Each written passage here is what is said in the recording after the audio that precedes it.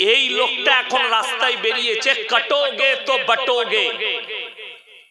हिंदू भाई एक साथ आओ, बाबा जरा हमसे बैठो, हम तुमको समझाएंगे। तुम सारे कौम को बता रहे हो हिंदुस्तान में हिंदू राष्ट्र बनानी है, सारे हिंदू एक साथ आ जाओ, कटोगे तो बटोगे। लेकिन मैं बता रहा हूं तुम्हारा मंदिर में 3 लाइन होती है। एक वीआईपी लाइन होती है जहां पर गरीब नहीं आ सकता, जो पैसा ज्यादा देगा दान बक्स में उसका लाइन अलग, जो उससे थोड़ा कम देगा उसका लाइन अलग, जो थोड़ा ज्यादा देगा उसका लाइन अलग। মধ্যবিত্তের আলাদা, বড় লোকের আলাদা। ইমানদারির সঙ্গে বলবেন আপনাদের এখানে মসজিদ আছে না? আছে। আচ্ছা, মসজিদে লেখা আছে ফার্স্ট কাতারে কোটিপতিরা বসবে, সেকেন্ড কাতারে অমুক। আল্লাহর কসম, যদি কাবা ঘরে কোনো ভিক্ষুক কুজু করে ফার্স্ট কাতারে বসে, বাদশা ফরহাদ যদি আসে তাকে উঠাতে পারবে না, এটা শরীয়ত। জোরে বলুন সুবহানাল্লাহ। মসজিদে আমাদের জাত বিচার নাই। মসজিদের ফার্স্ট কাতারে যদি কোটিপতি লোক বসে, গ্রামের সবথেকে গরিব মানুষ উজু করে যদি জুম্মার দিনে আগে যায়, বড় লোকের আর ইমামের হিম্মত নাই যে তাকে পেছনের কাতারে করি। যদি কেউ করে, না তার মলবির নামাজ হবে, না সেই মতওয়াল্লির নামাজ হবে। ফতোয়া এটা আমার, তাদের নামাজ হবে না। মসজিদে জাত বিচার নাই আমাদের। মসজিদে ধর্মের বিচার নেই, কাস্টের বিচার নেই। শেখ মন্ডল মল্লিক আমরা সব এক পাতে খাই, এক লাইনে দাঁড়াই। জোরে বলুন সুবহানাল্লাহ।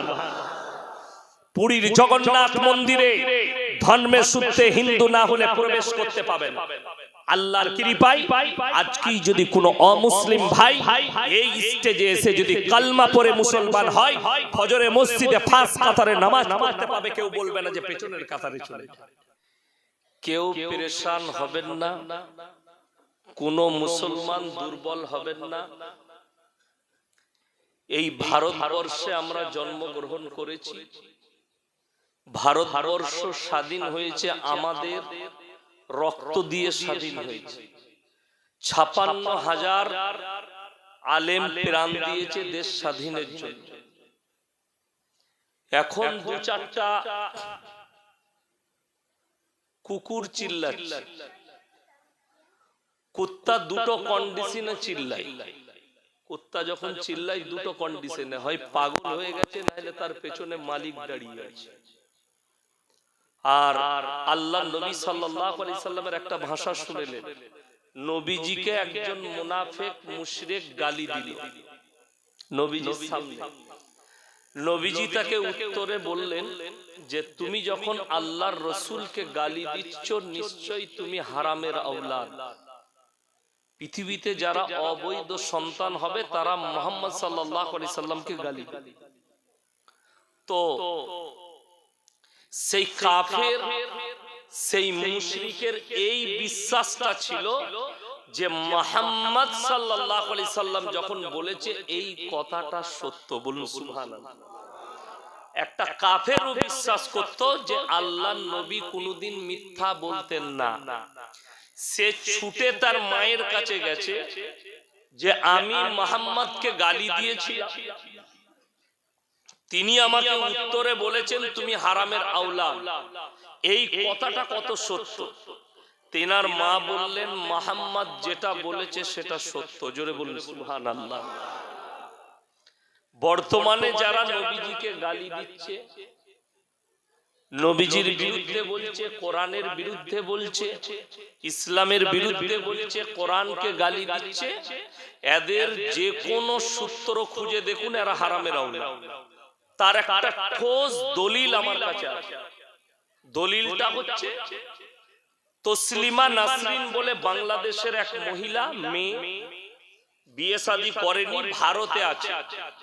অনেক শিক্ষিত সমাজের লোক যারা নোংরা, তারা একে ভালো লেখিকা বলে।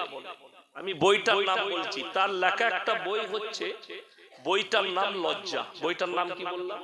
লজ্জা। সেই বইয়ের মধ্যে ও লিখেছে তসলিমা নাসরিন, আমি আমার মাকে আমার চাচার মশারিতে দেখেছি। কে লিখেছে? তসলিমা নাসরিন। আচ্ছা, ও নিজে লিখছে আমার মাকে আমি আমার চাচার মশারিতে দেখেছি। যার জন্ম যার চাচা দিয়েছে সেটা অবৈধ না হারাম? জোরে বলবে। হারাম। তো তসলিমা নাসরিন নিজে বলেছে সে নিজে হারাম সন্তান, তো সে আমার নবীজিকে গালি দিবে এটা হতেই পারে না, দিতেই পারে, না দিবার কিছুই নেই। আমরা যেদিকে মনীষী বলে মানি, নূপুর শর্মা হারামের আউলা, পরিষ্কার বলছি। যতি নরসিংহা হারামের আউলা, সে নিজে বলেছে मैं कुत्ता हूं। যতি নরসিংহা সে নিজে বলছে मैं সুয়ার हूं। তো সে যে নিজের নাসালটাকে নিজে প্রমাণ করাচ্ছে। কিন্তু আমি আপনাকে বাস্তব কথা বলি, কবিগুরু রবীন্দ্রনাথ ঠাকুরের নাম শুনেছেন না শুনেন? তিনি মনীষী। আমি শিক্ষিত দিকে বলছি, হেডমাস্টারের অফিসে মাথার ওপরে এদের ছবি টাঙানো থাকে, ঠিক না? কলেজে হোক, স্কুলে হোক, হাই স্কুলে হোক, প্রাইমারি স্কুলে হোক। কবিগুরু রবীন্দ্রনাথ ঠাকুর, বঙ্কিমচন্দ্র চট্টোপাধ্যায়, শরৎচন্দ্র চট্টোপাধ্যায়, কাজী নজরুল ইসলাম, স্বামী বিবেকানন্দ, ঈশ্বরচন্দ্র বিদ্যাসাগর, যতগুলো ভারতের মনীষী গুজরে গেছে সবাই জীবনী লিখেছে, তাদের জীবনী আছে। এক জুনারু জীবনীতে আল্লাহর নবীর জন্য বদনাম শুনতে পাবেন, বরঞ্চ আমেরিকার শিকাগো শহরে বক্তব্য দিতে গিয়ে স্বামী বিবেকানন্দ বলেছিলেন, পৃথিবীতে যদি কেউ মহামানব থাকেন তিনি হচ্ছেন হযরত মুহাম্মদ মুস্তাফা সাল্লাল্লাহু আলাইহি ওয়াসাল্লাম। জোরে বলুন সুবহানাল্লাহ। এই মনীষী দিকে আমরা মানি, আমি মানি, কে মানে জানি না। ঈশ্বরচন্দ্র বিদ্যাসাগর ভালো মানুষ, কবিগুরু রবীন্দ্রনাথ ঠাকুর ভালো মানুষ, বঙ্কিমচন্দ্র ভালো মানুষ, শরৎচন্দ্র ভালো মানুষ, স্বামী বিবেকানন্দ ভালো মানুষ। আচ্ছা, আপনারা বলুন, নূপুর শর্মা কি এদের থেকে ভালো হতে পারে? কথা বলে না। এটা ভারতের সব লোক বলবে। যারা সার্টিফিকেট দেবার নবীজিকে তারা দিয়ে গেছে। বর্তমানে যেদিকে দেখছেন গোবরখোর আর মুতখোর। আমাকে একজন এক মাস আগে একটা অমুসলিমদের যুবক ফোন করে বলছে, স্যার আপনার বক্তব্য শুনি। আমি বললাম আলহামদুলিল্লাহ, আল্লাহ তোমাকে হিদায়াত দেন। তো আমার প্রশ্ন ছিল আপনার কাছে। আমি বললাম করো। বললে যে আপনারা গায়ের দুধ খান। আমি বললাম আমি তো প্রায় খাই, অসুবিধা নেই, আমার মা খাইয়েছে, বাড়িতে গাই থাকতো, এখন নেই। শ্বশুর ঘরে গেলে গ্রাম্য অঞ্চল দুধ পাই 1 লিটার করে খাই, রাত্রে কিছুই খাই না, দুধ খেইনি। তো কি হয়েছে বলো? বললে আপনারা গায়ের দুধ খান, আবার গাইকে জবাই করে খান। মায়ের দুধ খেয়েছেন না খান না? মায়ের দুধ খেয়েছি। তো বলে মাকে জবাই করে খান না কেন? আমি বললাম তাই? আমি উত্তর দেবো? বলছে দেন। আমি বললাম নিতে পারবি তো? আমি বললাম আমার উত্তর সবাই নিতে পারে না, তুমি গালি দিলে। বলছে না বলুন। আমি বললাম তুমি গোবর খাও? বলে হ্যাঁ। মুত, গরুর মুত? বলে খায়। আমরা মায়ের মুত আর গু খায় না কেন? সে তখন আমাকে মা বোন তুলে গালি দিয়ে কেটে পালিয়েছে। আমি প্রথমেই তাকে বললাম আমার উত্তর নিতে পারবি না, চাপ সামলাতে পারবি না। এখন দেখুন, আসামের মুখ্যমন্ত্রী হিমন্ত বিশ্ব শর্মাজি তিনি বলছেন মুসলমান 4 শাদিয়া করতে हैं। আশা করি এখানে যতগুলো বিবাহতে আছে সবারই 4টা করে বউ আছে। হাত তুলেন কার আছে? একটাও আছে? নাই। দিল্লি কা লাড্ডু जो खाएगा वो भी पछताएगा, जो ना खाएगा वो भी पछताएगा। যাদের বিয়ে হয়েছে বউ আছে তারা ভাবছে যে কি ঝামেলা করেছি, আর যাদের হয় নাই তারা মনে মনে ভাবছে খালি কবে হয় বলতে কিনা আমার বিয়েটা, তারা মনে মনে ভাবছে হোক, তারপরে বুঝতে পারবে। যখন সকালবেলায় উঠে বলবে আলু নাই, বেগুন নাই, পটল নাই, ঝিঙে নাই, সোনো নাই, পাউডার নাই, এটা নাই, ব্লাউজ নাই, শাড়ি নাই, তখন মনে মনে করবে শালা কি ভুল করলো রে বিয়ে করে। একটা বউ নিয়ে ঝামেলা শেষ নাই। উনি বলছেন মুসলমান 4 শাদিয়া করতে हैं। আমাদের নামে অপবাদ।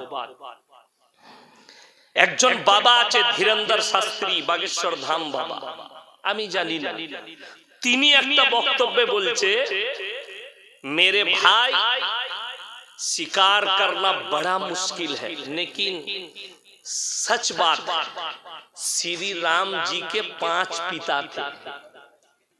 আমি বলি না, আমি জানিও না ওই ধর্ম সম্পর্কে, তিনি বলছেন এই লোকটা এখন রাস্তায় বেরিয়েছে, কাটোগে তো বটোগে, হিন্দু ভাই এক সাথ आओ, बाबा जरा हमसे बैठो, हम तुमको समझाएंगे, तुम सारे कौम को बता रहे हो हिंदुस्तान में हिंदू राष्ट्र बनानी है, सारे हिंदू एक साथ आ जाओ, कटोगे तो बटोगे, लेकिन मैं बता रहा हूं तुम्हारा मंदिर में 3 लाइन होती है, एक वीआईपी लाइन होती है जहां पर गरीब नहीं आ सकता, जो पैसा ज्यादा देगा दान बक्स में उसका लाइन अलग, जो उससे थोड़ा कम देगा उसका लाइन अलग, जो थोड़ा ज्यादा देगा उसका लाइन अलग। যেমন আমাদের দেশে অনেক মানে দেখতে পাই, মোবাইলে ইউটিউবে ফেসবুকে দেখি, আমাদের লাইনের অনেক মানে আর কি আমাদের মতো মৌলবীরা পীর সেজেছে, তাদের কাছে লোকরা গেলে লাইন দিয়ে মুলাকাত করে পয়সা দেয়। কি বললেন, বিভিন্ন আমাদের বীরভূমে আছে, মালদায় আছে, হাওড়া হুগলিতে আছে, মুলাকাত করে পয়সা দেয়। এরপর যারা 5000 টাকা দিবে তাকে বলবে ভালো আছে, শরীর ঠিক আছে, আর যে 10 টাকা দিবে, ঠিক বললাম? তো এই কোয়ালিটি সব জায়গায় আছে, আমাদের মুলাকাতও নাই, আমাদের কোয়ালিটি নাই। কি বুঝলেন, আমাদের মুলাকাত কোয়ালিটি নাই। আর আল্লাহর কৃপায় যতদিন জলসা করছি আর মৃত্যুকাল পর্যন্ত করব, কারো মুখ তাকিয়ে বয়ান করব। কেউ যদি কোটি টাকা দেয় আমার মাদ্রাসায়, আর সে যদি সুদখোর হয়, আল্লাহর কসম তাকে বসিয়ে সুদের বিরুদ্ধে বলবো, তাকে বসিয়ে হারামের বিরুদ্ধে বলবো। সে যদি জিনাখোর হয় তার মুখের সামনে বলবো জিনাখোর। এটা আল্লাহ দিয়েছে, মৃত্যুকাল পর্যন্ত বলবো। এই হকের উপর আল্লাহ যেন টিকিয়ে রাখে, বলুন আমিন। আমার ভাই, তো মন্দিরে 3টে লাইন থাকে, একটা ভিআইপি, গরিবের আলাদা, মধ্যবিত্তের আলাদা, বড় লোকের আলাদা। ইমানদারির সঙ্গে বলবেন, আপনাদের এখানে মসজিদ আছে না? আছে। আচ্ছা, মসজিদে লেখা আছে ফার্স্ট কাতারে কোটিপতিরা বসবে, সেকেন্ড কাতারে অমুক। আল্লাহর কসম, যদি কাবা ঘরে কোনো ভিক্ষুক কুজু করে ফার্স্ট কাতারে বসে, বাদশা ফরহাদ যদি আসে তাকে উঠাতে পারবে না, এটা শরীয়ত। জোরে বলুন সুবহানাল্লাহ। মসজিদে আমাদের জাত বিচার নাই। মসজিদের ফার্স্ট কাতারে যদি কোটিপতি লোক বসে, গ্রামের সবথেকে গরিব মানুষ উজু করে যদি জুম্মার দিনে আগে যায়, বড় লোকের আর ইমামের হিম্মত নাই যে তাকে পেছনের কাতারে করি। যদি কেউ করে, না তার মলবির নামাজ হবে, না সেই মাতওয়াল্লির নামাজ হবে। ফতোয়া এটা আমার, তাদের নামাজ হবে না। মসজিদে জাত বিচার নাই আমাদের। মসজিদে ধর্মের বিচার নেই, কাস্টের বিচার নেই। শেখ মন্ডল, মল্লিক, আমরা সব এক পাতে খাই, এক লাইনে দাঁড়াই। জোরে বলুন সুবহানাল্লাহ। পুরীর জগন্নাথ মন্দিরে ধর্মের সূত্রে হিন্দু না হলে প্রবেশ করতে পাবেন। আল্লাহর কৃপায় আজকে যদি কোনো অমুসলিম ভাই এই স্টেজে এসে যদি কালমা পড়ে মুসলমান হয়, ফজরে মসজিদে ফার্স্ট কাতারে নামাজ পড়তে পাবে, কেউ বলবে না যে পেছনের কাতারে চলে। এটা ইসলাম। কেউ যদি আজকে কালমা পড়ে মুসলমান হয়, আর তার যদি স্টেজে বসে বলার কথা বলার যোগ্যতা থাকে, তারা স্টেজে বসে সে কথা বলবে, আমরা সবাই শুনবো। ঠিক কি না? কথা বলে জোরে বলুন সুবহানাল্লাহ।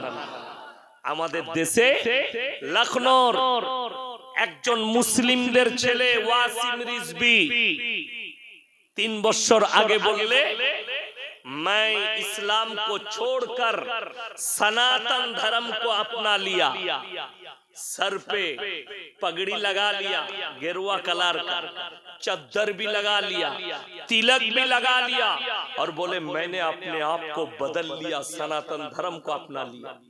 मैंने 3 साल पहले बोला था किशनगंज के पास जाके कि वासिम रिजवी, तुमने तो पूरे बदन के सारे कपड़ा बदल लिया, टीके भी लगा लिया, लेकिन अपना मशीन को कैसे बदलेगा ये बाबा से पूछ ले। कदर बुझते पारছেন? আমার ভাই, এই নেমো খারামের এখন অবস্থা না খাটকা না ঘর কা ধোবি কা কুত্তা বন গয়া। আমি আপনাদেরকে বলে যাচ্ছি, আল্লাহর নবী সাল্লাল্লাহু, সবাই বলুন সাল্লাল্লাহু আলাইহি ওয়াসাল্লাম 11টা বিবাহ করেছেন। কটা? 11টা। 10টা বিধবাকে করেছেন, একজন অবিবাহিতা, তিনি হচ্ছেন হযরতে মা আয়েশা সিদ্দিকা রাদিয়াল্লাহু তাআলা আনহা। ওই চা নিয়ে এলো মনে হলো, যে চা ঢালো তবে তো ইঞ্জিন গরম হবে। তিনি হচ্ছেন একমাত্র অবিবাহিতা। নবীজি যখন বিয়ে করেছেন মা আয়েশার বয়স কত? কথা বলেন। 6 বছর। মা আয়েশার বয়স মাত্র 6 বছর। যেদিনে বিবাহ করেছেন আর যেদিনে সংসার চালিয়েছেন, সেই দিন সংসার শুরু করেছেন, তখন মা আয়েশার বয়স হচ্ছে মাত্র 9 বছর। এইটাই তো অভিযোগ বেঈমান কাফেরদের। অভিযোগ আছে না নাই? নূপুর শর্মা কি বলেছে মিডিয়ার সামনে? मैं बताऊं, मोहम्मद ने 5-6 साल के एक लड़की से निकाह किया और बलात्कार किया। जोरे बोलो नाउजुबिल्लाह। इतना बड़ा इल्जाम लगाया যে শিক্ষিতরা আছেন আমার বয়ান শুনেন, ইউটিউব আর ফেসবুকে আজকে এমন একটা দলিল দিয়ে যাব, ওই হারামের আওলাদদের মুখে কুলু পেটে দিয়ে যাব। নবীজি সাল্লাল্লাহু আলাইহি সাল্লাম 1400 থেকে 1500 বছর আগে বিবাহ করলেন। 6 বছরের মা আয়েশাকে 10টা বিধবাকে বিয়ে করেছেন। আপনার এলাকায় আপনার বন্ধু বান্ধব যদি কোনো অমুসলিম ভাই থাকে, তাকে বলবেন তোমার পণ্ডিতকে জিজ্ঞেস করো, এই ভারতের মাটিতে এমন একটা প্রথা ছিল অমুসলিমদের, এটার নাম হচ্ছে সতীদাহ প্রথা। স্বামী মারা গেলে জ্যান্ত অবস্থায় স্ত্রীকে ওই চিতার মধ্যে জ্বালিয়ে দেওয়া হতো। পরিবর্তন করেছে কে? রাজা রামমোহন রায়। কি দেখে পরিবর্তন করলেন? 1400 বছর আগে নবীজি সাল্লাল্লাহু আলাইহি সাল্লামের বয়স 25 বছর। কত বললাম? 25, 25 বছর। আচ্ছা, 25 বছরের যে থাকবে সে যুবক না বুড়ো? যুবক, হাট্টা গাট্টা। কিন্তু তিনি বিবাহ করলেন 40 বছরের বুড়ি হযরতে খাদিজাতুল কুবরা রাদিয়াল্লাহু তাআলা আনহা, একজন বিধবা মহিলাকে। একটা হাদিস শুনে যান, আল্লাহর নবী যতগুলো বিবাহ করেছেন 11টা, একটাও নিজের মন থেকে করেননি, সব আল্লাহর ইশারায় করেছেন। জোরে বলুন সুবহানাল্লাহ। আল্লাহ ইশারা দিয়েছেন তবে নবীজি বিবাহ করেছেন। আর নবীজি বিধবাকে বিবাহ করে পৃথিবীর মানুষকে মেসেজ দিয়েছেন, আমি আল্লাহর নবী তোমাদেরকে শিক্ষা দিচ্ছি, বিধবাটা ডাস্টবিনে ফেলার জন্য নয়, বিধবাটা ব্যভিচার করার জন্য নয়, রাস্তায় ঘুরে বেড়াবার জন্য নয়, তাদেরকে বিবাহ করে একটা স্বীকৃতি দাও। এটাই হচ্ছে ইসলাম, এটাই হচ্ছে আমার আদর্শ। জোরে বলুন সুবহানাল্লাহ। এখন বর্তমানে আমাদের সমাজে কোন ছেলে, ব্যাচেলর ছেলে, বিয়ে হয়নি, সে যদি পাড়ার কোনো মেয়ে বিধবা হয়, তাকে যদি বিয়ে করতে চায়, পাড়ার লোকরা কি বলে? ঘরের লোকরা, বিধবাকে বিয়ে করবি? এত মেয়ে থাকতে? বলে না, বলে না। ভেবে দেখুন, যে মা বাবারা বলে, আমাকে নদিয়া ডিস্ট্রিক্টের একটা ছেলে ফোন করেছে, ইয়ং ছেলে, আমার পাড়ার একটা মেয়ে বিধবা হয়েছে, 24 বছর বয়স, স্বামী মারা গেছে, আমি কি তাকে বিবাহ করতে পারি? আমি বলে বাধা কোথায় আছে? বলে আমার পরিবার, আমার মা বাপ বলছে বিয়ে করা যাবে না, লোকে কি বলবে?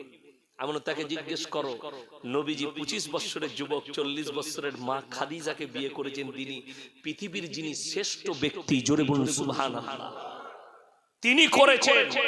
আর এইটার উপরে যদি কোনো মুসলমান এতেরাজ করে, আল্লাহর কসম সে বেঈমান কাফের হয়ে যাবে। নবীজি কেন করেছেন এই শব্দ বললেই আপনার ঈমান চলে যাবে।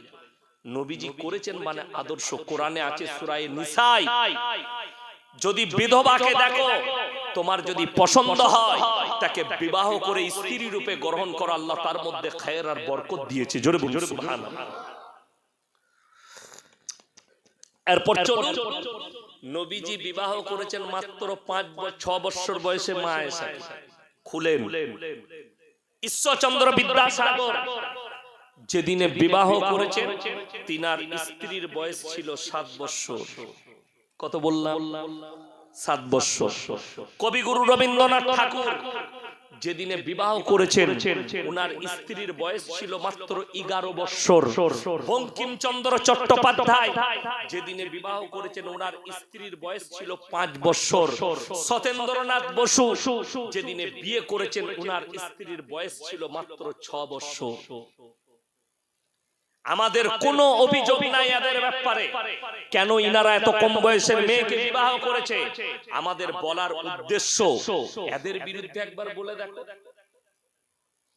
তোমাদের জবানটা টেনে পেরেক পিটাবে তোমাদের ধর্মের মানুষ, যে ঈশ্বরচন্দ্র বিদ্যাসাগর কেন 7 বছরের মেয়েকে বিয়ে করেছিল।